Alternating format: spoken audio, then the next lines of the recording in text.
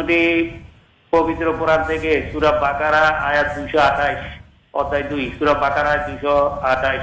তালাকপ্রাপ্ত স্ত্রী 3 রজস্রাব বা 3 মাস অপেক্ষা করবে।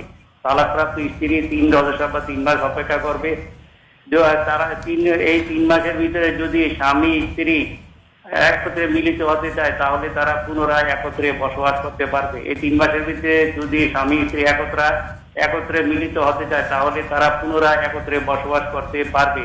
পুনরায় মানে কি এটাতে পুনরায় পবিত্র কোরআন কি বলতেছে সূরা বাকারা আয়াত 228। আসসালামু আলাইকুম। জি দর্শক ধন্যবাদ। ওয়া আলাইকুম আসসালাম। সূরা বাকারার 228 নম্বর আয়াত হচ্ছে ওয়াল মুতাল্লাকাতু ইয়াতারাব্বাসনা বিআনফুসিহিন্না সালাসাতা কুরু, যে একজন তালাকপ্রাপ্ত মহিলা তিনি 3 কুরু পর্যন্ত ইদ্যত পালন করবেন। তো এই ইদ্যত পালন হচ্ছে 3 কুরু শব্দের ব্যাখ্যা কি এটা নিয়ে আলেমদের ভিতরে দুটো মত আছে।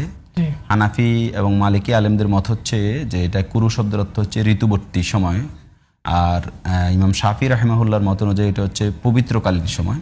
তো এই ক্ষেত্রে অন্যান্য হাদিস দ্বারা আমরা অগ্রাধিকার দিয়ে হচ্ছে এখানে ঋতুবর্তী সময়টাকে বোঝানো হয়েছে।